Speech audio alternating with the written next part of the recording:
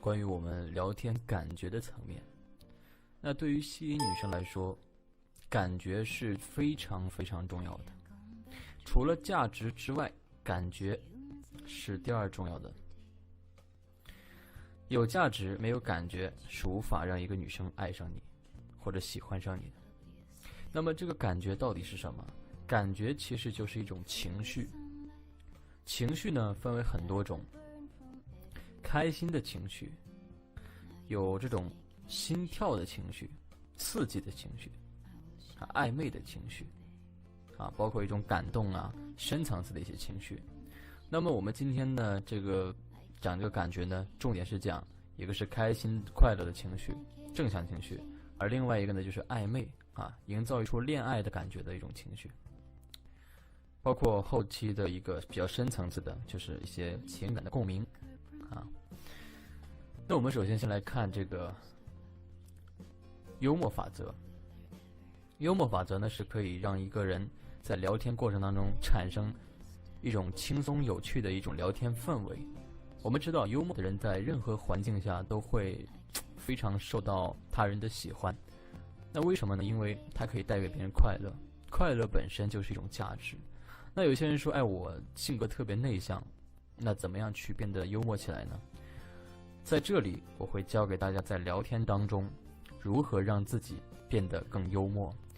幽默呢是属于说需要明白一个核心原理，就是说你的心态要是一种完全放松的，完全以一种开心为目的，说白了就是一种玩的一种态度。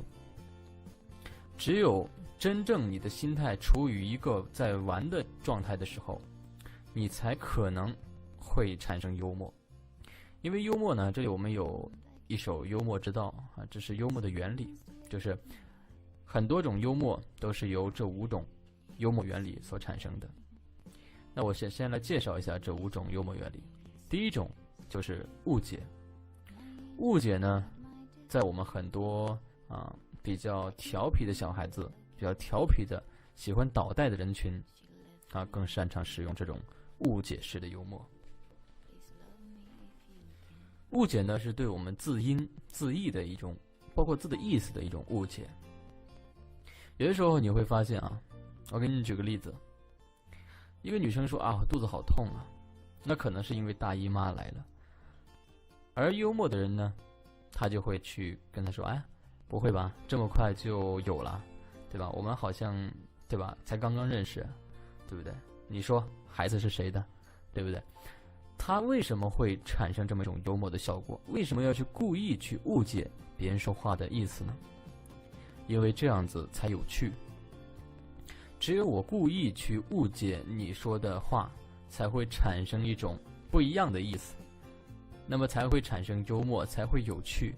因为我们追寻的是快乐，对不对？本身聊天追寻就是快乐，以玩为目的。如果太正经的聊天，那么就失去了这种乐趣。所以说要有这么一个玩的心态作为最深最深的一个根基去支撑，才会产生幽默。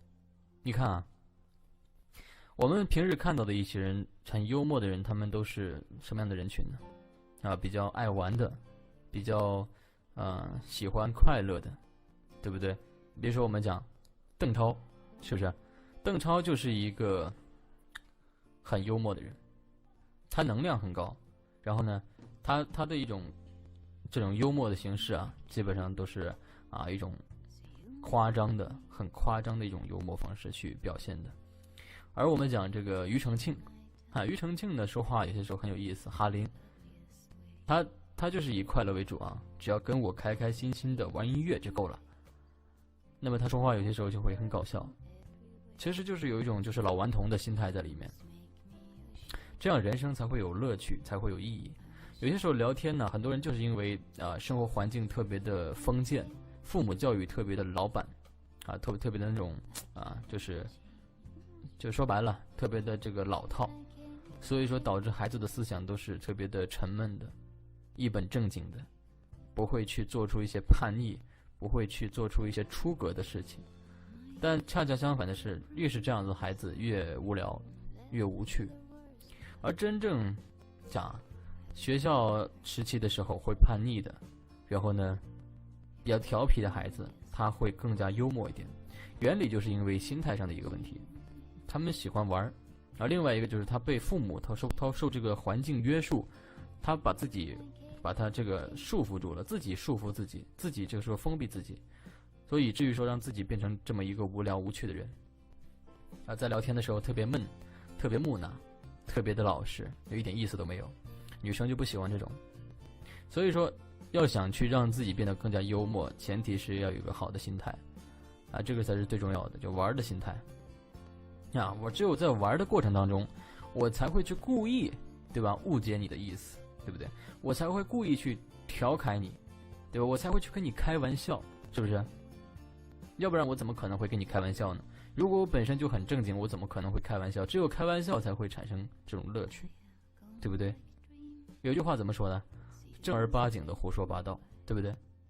产生一种冷幽默，就冷，很冷，但是呢，别人又会觉得你很有意思，这个人说话很有意思，为什么？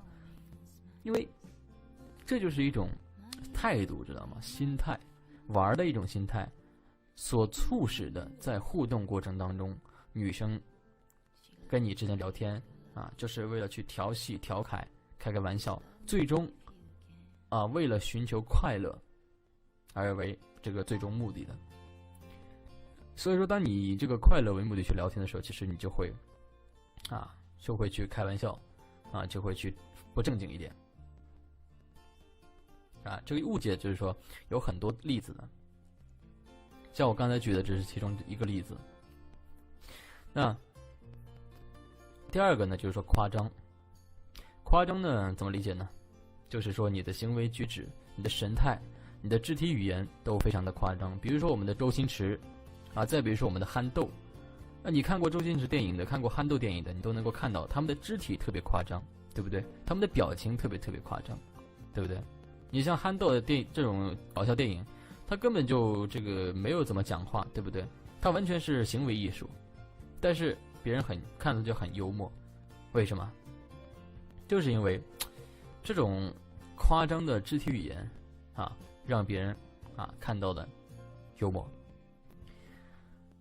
然后呢，第三个就是说意外我们会发现所有的这种短信的笑话呀，还有这种这种段子其实都是由意外所产生的原理，就是前面做一个错误引导，后面做一个大反撇，就是前面呢就给你铺垫，后面大反转。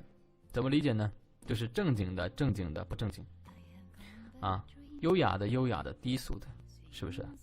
就好比说我们在一个非常庄严的教堂当中在祈求神的恩赐，这个时候突然传来一声不雅的巨响然后呢一阵臭气喷鼻而来，对不对？这个时候一声响屁打乱了我们这种宁静严肃，这其实就是一个错误引导，就是一种意外。就前面我给你往那个方向去带领，但是你会想不到我的结局是什么。包括说在路上看到一个长发飘飘、身材妖娆的一个非常性感的人以至于我特别想上前看他一下，结果走到正头一看，哎妈呀，是一男的，对不对？这就是一种错误引导。包括那个有些时候我们会说iPhone 7要出来了，对不对？朋友圈都在晒 iPhone 7，我想说你们能不能别这么低俗，能不能别这么肤浅，对不对？我想说的是iPhone 7谁有送我一部，对不对？前面就是好像说的就是iPhone 7很低俗， iPhone 7很掉价， iPhone 7这个很肤浅，后面又说给我也来一个，对不对？就会让别人觉得这个人很逗。这就是全部都属于说意外的原理。包括我们再举个例子，就比如说你怎么能这么欺负他呢？你怎么能这么说他呢？对不对？你怎么能这么不尊重他呢？对不对？怎么回事？我告诉你应该怎么样做，我操，应该这么踹他，知道吗？这样踹他才会清醒。这就是一种幽默，是不是？但这里我们用的比较多的是什么呢？就是说误解因为在这个中国文学博大精深嘛，对不对？一个字不同的语气、不同的语调都会产生不同的这种意思。比如说是吗？是吗？对不对？意思这个语音语调稍微进行一点改变，那么意思就会变成贬义词。你比如说你真聪明，我们正常说你真聪明，那么这个可能是是正确的表达这个意思。但是如果说我们换一种语气呢，你真聪明哦，那意思就好像完全转变了，对不对？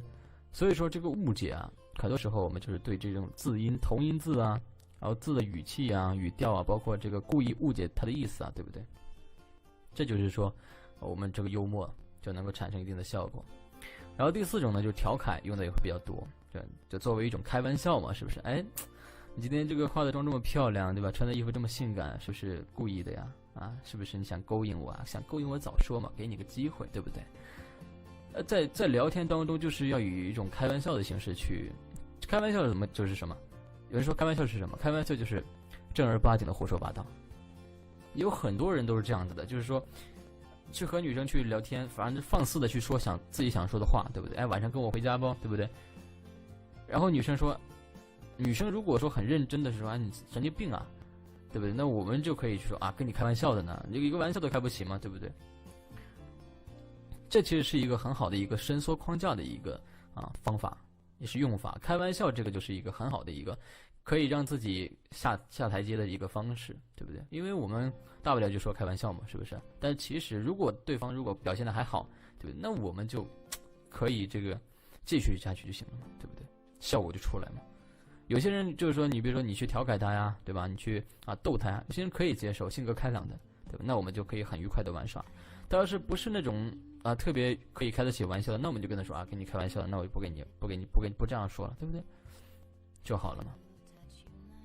那第5个是自大，自大就属于说在聊天当中，我们就可以去尽量去运用一些自大，就自大就是自爱、自信、自恋，对不对？你坐我这么近干嘛呀？对不对？是不是想吃我豆腐哥可是一个哥可是一个很保守的人，思想很封建的人，对不对？这就是一种自大。自大就是一种自恋。有些时候你会发现，我操，这个人怎么这么自恋呢？对不对？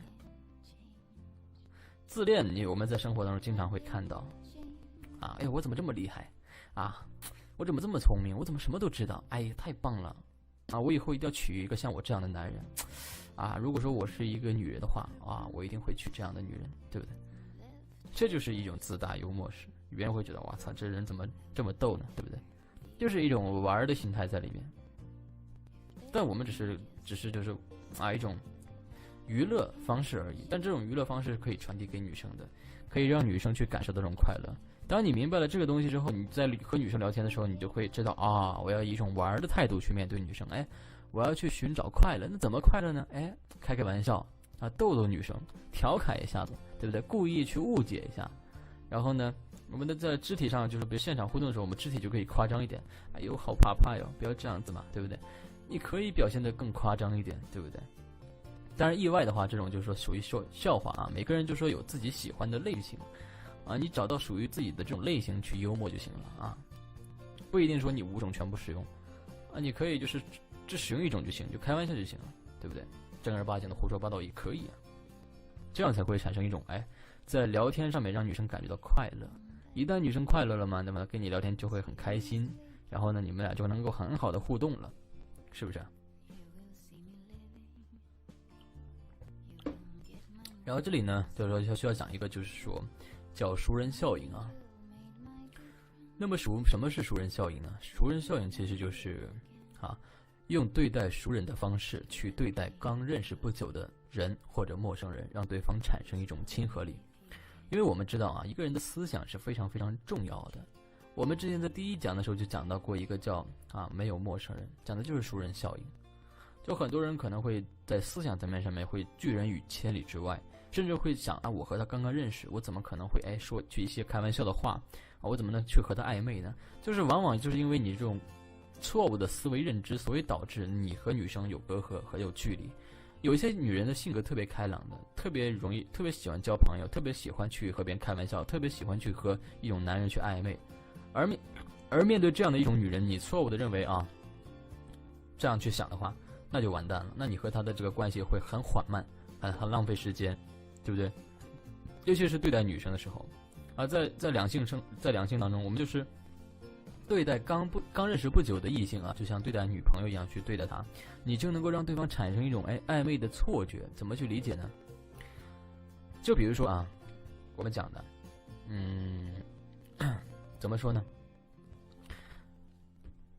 你经常被这个你的这个女朋友叫亲爱的亲爱的，那么叫习惯了，这个亲爱的就是一种新猫一样的。那么一个女生突然跟你说亲爱的，对不对？叫你亲爱的，叫你就经常这么叫，会产生一种错觉啊，你会把她当做是你的女朋友一样，会有一种莫名的一种亲近感。这其实就是一种我们讲的技术。因为我们讲有些时候我们叫女生宝贝啊，叫女生亲爱的，或者说某一个笑、某一个坏笑、某一个动作、某一个行为特别像她的这个前男友这样去对待她的话，你同样做出这样的一个行为，她会立刻想起她前男友，或者她会立刻觉得你跟她前男友好像很像，因为她会对她前男友有一种认同感，这种认同感会复制在你的身上，那你就会跟她莫名的就拉近关系。熟人效应的目的就是为了迅速拉近两性关系在这个吸引当中就会形成一种认识很久的感觉比如说我们讲在面对陌生人的时候，那你跟你兄弟之间是一种什么样的一种状态？很放松，对不对？肆无忌惮，对不对？没有任何顾虑，是不是？那你把这种状态去面对陌生人的时候，那这个陌生人就会感觉你这个人性格特别开朗，然后呢你特别自来熟。东北人就是这样子一个特性，东北人好客，在他们的概念当中有朋自远方来，不亦乐乎，性格特别开朗，性格也特别的这种直爽，所以说都是很喜欢交朋友的称兄道弟，铁哥们儿嘛，对不对？所以在他们的这种思维当中，就是没有陌生人的只有还不认识的朋友，所以说他们能走到哪里都能够自来熟。自来熟就是一种熟人效应，知道吗？因为他们对待这种陌生人都是特别的这种友善，特别的这种亲切，没有这种束缚，也不会说去把自己这个拘谨起来，全部都不会。所以这就是一个很好的一个可以让我们去学习的一个点。熟人效应的一个核心原理是什么？就是你的语气、你的语调、你的态度、你的表达方式，全部都是以一种对待熟人的方式去对待陌生人，或者说去对待异性，那么自然而然就会产生一种莫名的亲近感就会拉近你们的距离。这就是我们这个熟人效应的一个核心非常好理解。在聊天的时候，不要去藏着，不要去掖着，不要去拘谨着放开去聊，对不对？你就说很简单，你已经把她当你女人了，然后你把她当你女人一样去聊，那么她很快就会成为你的女人。如果说你把她当做陌生人，把她当做朋友，普通朋友，那你永远都不可能去摸出这个手去搂她，你也永远不敢去亲她。为什么？因为你觉得你们是朋友对不对？朋友怎么可能去亲她呢？对不对？这就是一种思维的一种叫自己给自己设的一道障碍。当你能够想通这个道理之后，你就能够跳跃这个障碍，跳跃了这个障碍，那你就能够很快的和女生升级关系，就这么简单。这个熟人效应这个部分，其实应对的就是我接下来要讲的暧昧因为暧昧这个成分其实就是和女生去用一种暧昧是什么？首先我要去介绍一下，暧昧呢，就是说介于男女朋友关系和非男女朋友关系的一种状态。你们之间说着男女朋友之间说的话，做着男女朋友之间做的事情，从言语上和行为上去占便宜，让女生产生一种情绪，建立一种恋爱的感觉，这叫做暧昧，懂吗？它其实利用的就是熟人效应一样的。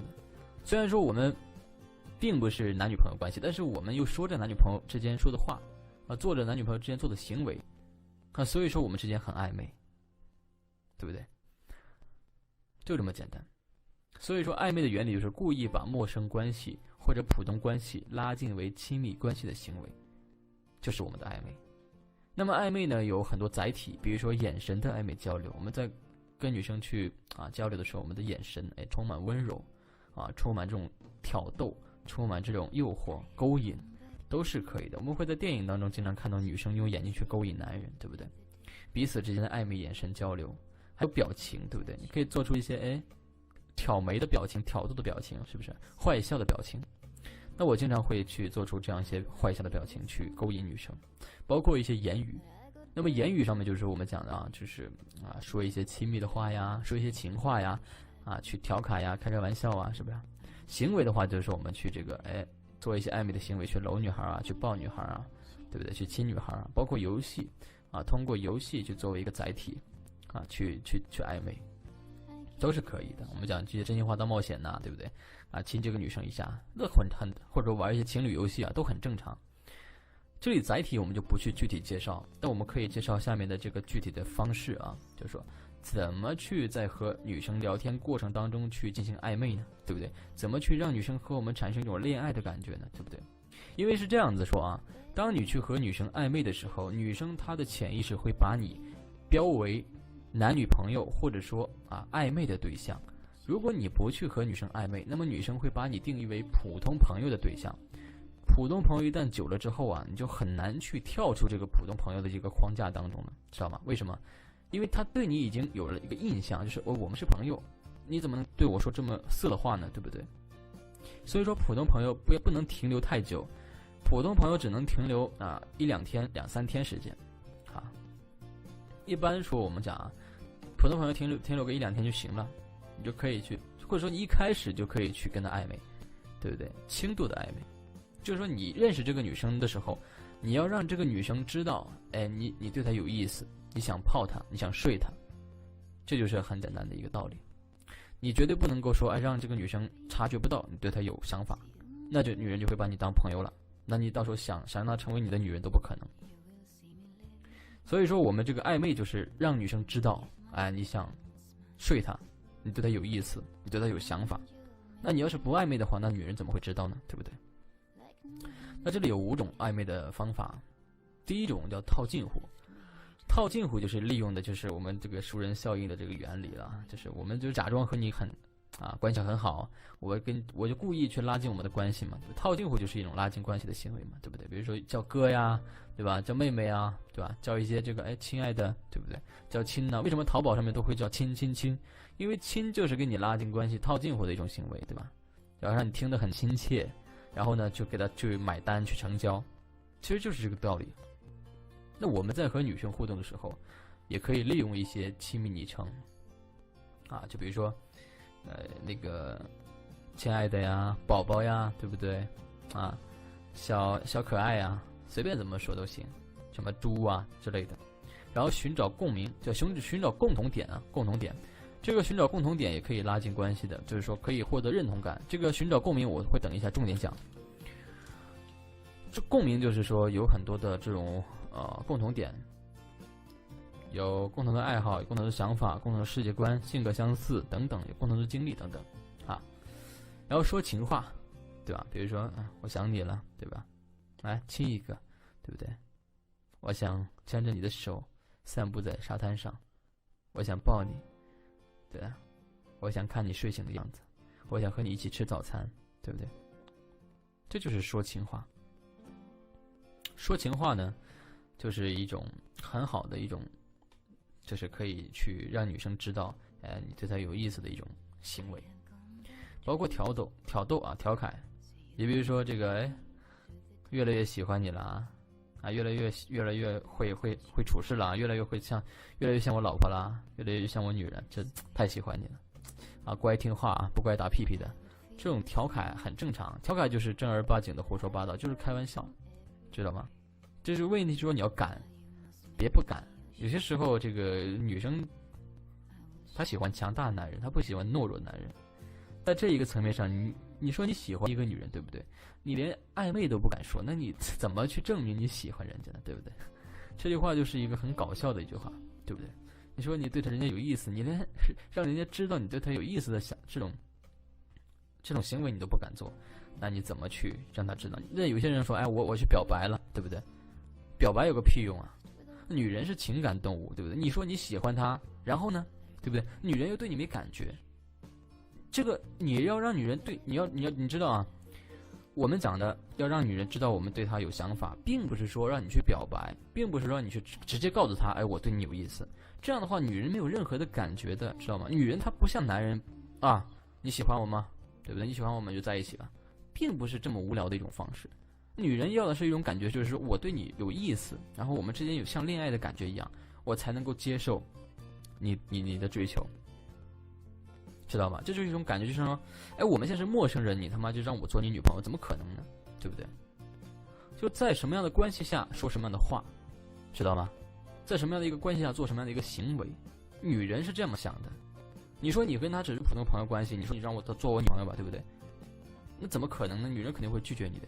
而我们这里就是用行为去告诉女人，我们对她有意思，用行为去拉近我们的关系，对不对？当你和女人拥抱在一起舌吻的时候，对不对？那你说你们现在是什么关系？不需要去证明，你们已经是暧昧关系了，对吧？甚至说你和女生已经躺在床上，已经发生关系之后，你就问女生我们是什么关系，对吧？女人不用你去问，女人会反过来问你，哎，那我们接下来是什么关系呢？对不对？女人会逆向合理化你们的行为。所以说，没有经验的啊，不会聊天的，也不会泡妞的兄弟，在这个层面上就太差劲了，根本就不懂女人的思维，不懂怎么去吸引女人，也不懂怎么去搞定一个女人。所以这里暧昧就是用行为去告诉女人我们对她有兴趣啊，用行为去告诉她我想跟你亲近，我想跟你拉伸关系啊。然后第四个就是说，假设如果啊，也是一种暧昧的形式。比如说和女生在聊天的时候，哎，假设我们去游泳的话，哎，我会拉着你一起游，我会在你不注意的时候偷偷潜入水底，我会去从水里面水下抱着你啊，就是会给你惊喜等等啊。如果你在我旁边，我会啊深情的看着你，我会温柔的去抚摸你啊。如果你在我旁边的话，我一定把你扑倒，对吧？如果你在我身边，我一定啊要把你紧紧的抱在怀里，等等都是可以说的啊。假设如果对，假设我们一起去烧烤，假设我们一起去漫步，假设我们一起去看电影，假设很多很多种场景，然后你就可以去在这个场景里面去描述你想对他做什么。这个假设如果就是你提前去把你想对他做的事情啊说出来就可以了，然后真正在现场的时候你就可以去做了啊，约出来之后你就可以去把这个你提前说的一些行为把它做出来就可以了。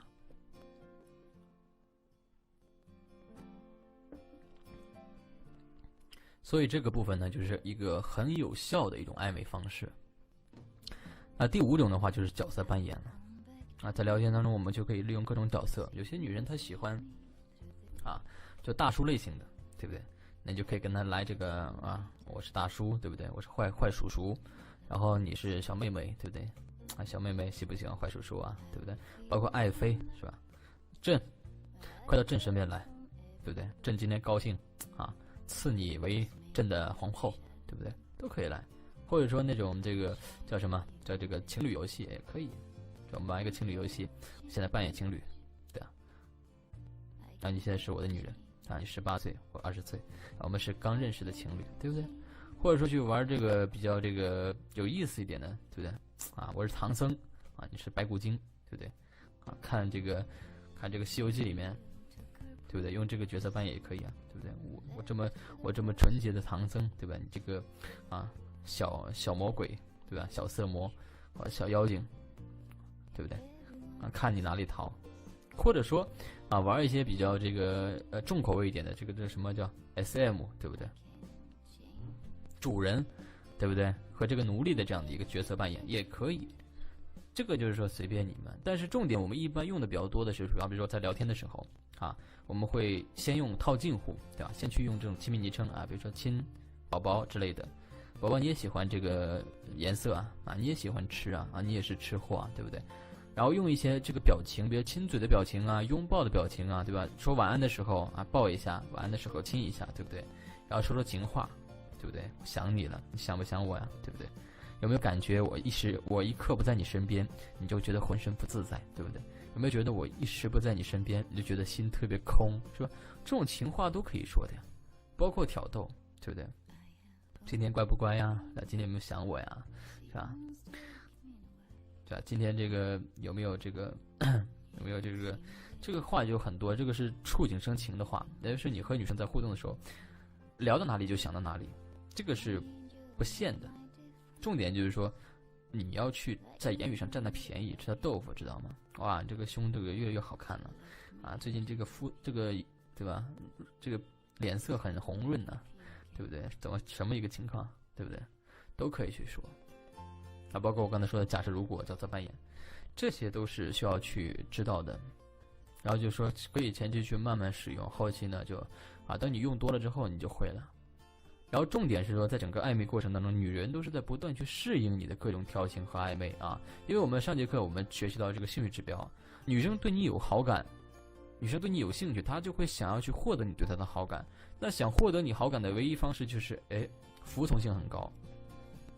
那么在这个过程当中，我们去对她进行暧昧，她就会服从，她就会默认，知道吗？有可能会说有些女生她可能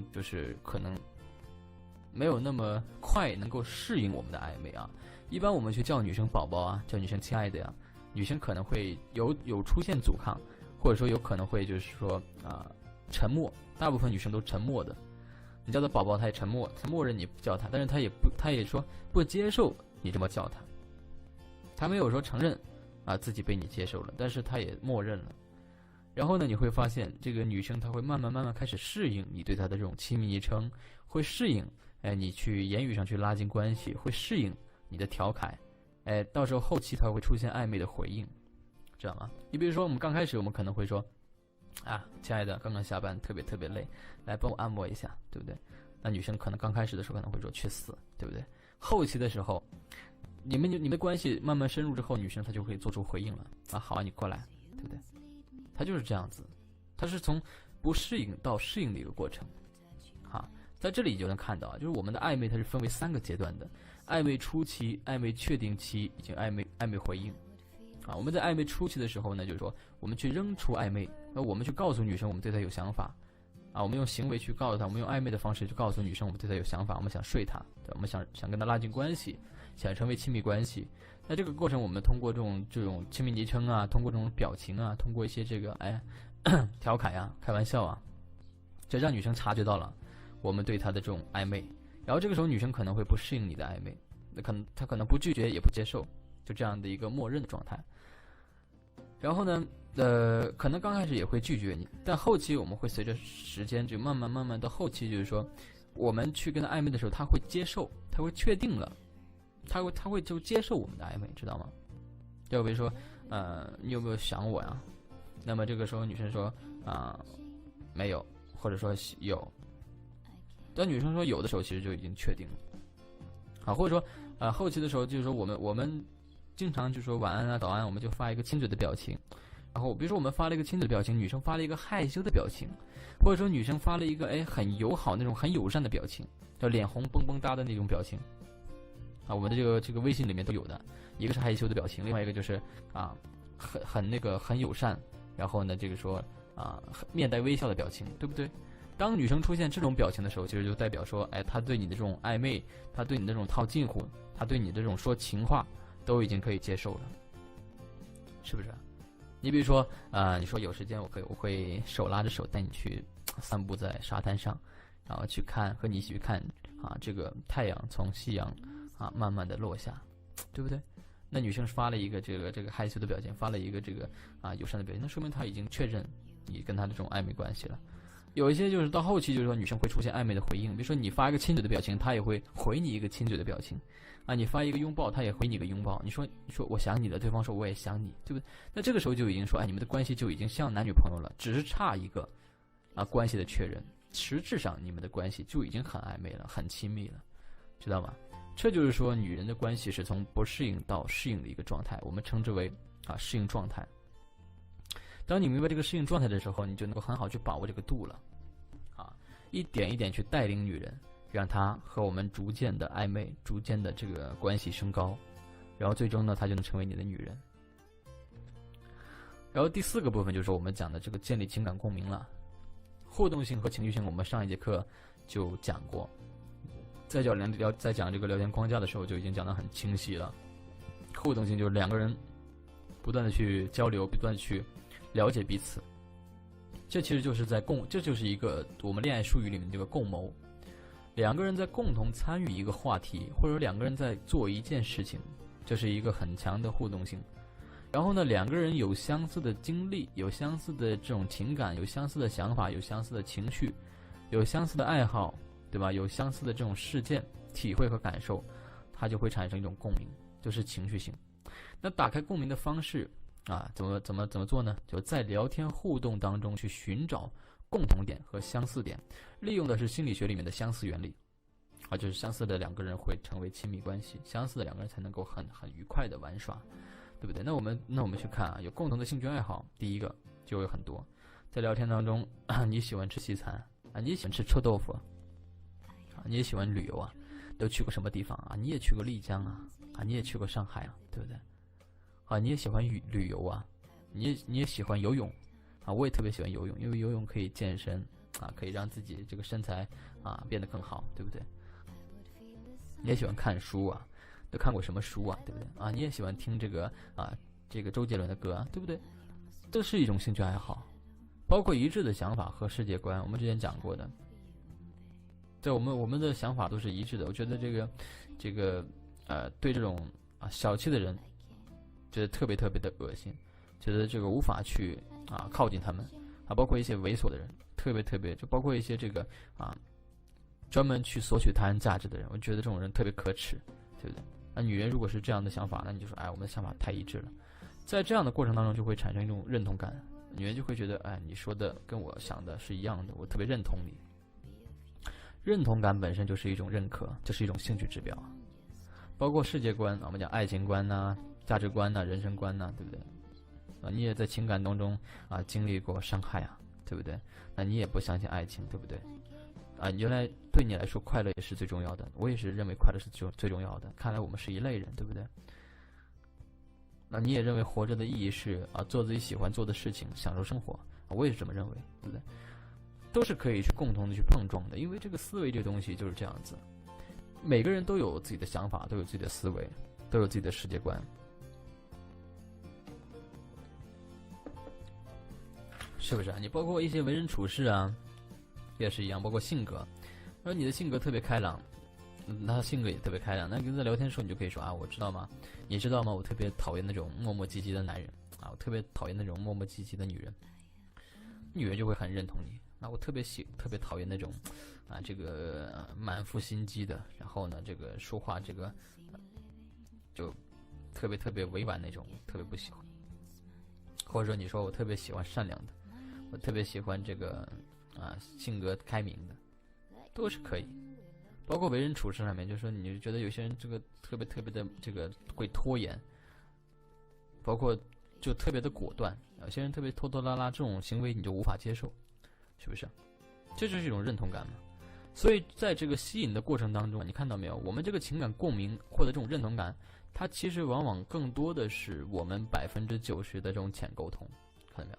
浅沟通就是你的这种思想啊，你的这种态度啊，你的这种心态呀，包括你的这种框架呀，你的这种自信呐，是吧？你的想法、世界观是否是能够一致的，是否能够碰撞？你说你和这个女人不在同一个层次，是吧？人家这个社会阅历已经好几年社会阅历，你只是一个学生，那你说你跟这个女生能有共同话题吗？对不对？那你的世界是很幼稚、很天真的世界，你都没有经历什么东西。那这个女生你说出来的一些话，这个女人根本就不认同，或者这个女生会觉得你的世界还是很安全的世界，你根本就不知道这个社会的险恶，会觉得你跟你不是一类人，聊不到一块儿去，对不对？就是你可能聊的话题可能都不经过大脑思考的，可能都是想法特别天真的，而女人聊的话题都是很实际的，都是自己亲身经历过的，对吧？这完全不一样的。你包括就是说经历你的经历和女人的经历能一样吗？是不是？你说有一些这个 AB 女的经历，天天酒吧夜店，天天出去和这个男人浪，是吧？见过各式各样的骗子，什么样的套路都已经见过了。你这么单纯的男人，就像小白鼠一样，是不是？而且这个你讲的一些东西，女人都已经就是说入不了眼了，知道吗？所以说可能对于一个女生来说，就面对好几个30-40岁的男人，然后去各种地方去吃饭，然后这种男人带咱们去见过各种场面，对不对？什么赌局啊，什么商局啊，对不对？什么谈判呐都经历过。那你的话谈起这些东西来，就是学习什么这个旅游这些东西，其实可能对于女生的这种吸引力并不是很大，而且的话有一些情感，有一些这种经历的感受并不是一样的。你可能根本就没有被骗过，那女人可能是在情感当中经常被人骗过呀，然后呢这个也是说不相信别人的知道那种被骗的痛苦，而你呢你是不知道的，你在和女生去聊的这个话题的时候，你可能就想象不到啊。女人跟你说这个一句话的时候，就比如说女人说啊，这个是的啊，女人还是要爱自己，对不对？那这句话是为什么会说出来？因为她经历了一些不好的一些经历，所以她会去爱自己。她不相信男人，不相信情感。那你可能想法很简单，就没有那种感受，你就可能就哦，对，女人要爱自己。你这么一句话，你觉得能跟女生碰撞出一种情绪共鸣吗？也碰撞不出来，对不对？那如果说你换一种形式，你说啊，对啊，我能够深刻的理解啊，因为我身边很多男人都是很虚伪的啊，天天出去玩女人，对不对？啊，就是为了去和女生上床，以着爱情的名义去和女生上床，最后把女人伤害啊，这种虚伪的人啊，我见多了。所以说，女人还是要保护好自己，还是要爱自己。女人不爱自己，对不对？天天出去和不同男人去接触。那别人男人自然会把你当做一个玩家，别人自然会把你当做玩玩的，不会跟你认真。那最后伤害的肯定是女人，对不对？那你说了这么一段话之后，女生她就哇，好对啊，她才会产生一种很强烈的共鸣，是吧？这个时候才会跟你有一种很强烈的认同感。你像你刚才说的，对吧？对啊，女人爱自己，怎么可能会有认同感呢？包括一些共同的体会还有心得，是不是？比如说像我们这个经常的和同行交流。比如说交流的时候说，这个有些人理解力特别差啊，就是想法特别简单，理解不进去，跟他说的内容他根本就理解不了啊。针对这种学员啊，真的特别头痛，气都被气死。有些时候跟这个同行交流这个的时候，就特别有这种体会啊，对方的体会跟我的体会是一样的，感受也是一样的。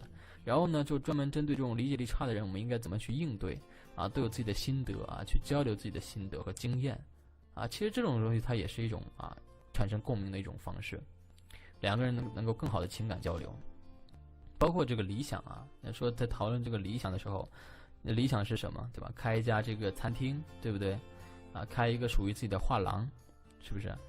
拥有自己一家企业，对不对？女人呢，想要说我想要的理想就是说有一套房子，有一个车子，和自己爱的人，对吧？旅游全世界，是吧？这个目标和这个理想都是一样的话，那你们就会有更多的共同话题。就会有更强的这种认同感，是不是？就会觉得哎，我们特别的相似特别的这个属于一类人。比如说我们讲敌人的敌人就是朋友。当你和一个女人有共同的目标的时候，其实你们就相当于说在同一个船上了，懂吗？你们就同在一个船上。比如说你的目标是今年这个能够把这个英语4级过了，那女人她也是今年想把这个英语4级过了，那你们俩就会有个共同的目标，是吧？有共同的目标，就会有一个共同的这种意志意念在同行，就是在同一个船上一样。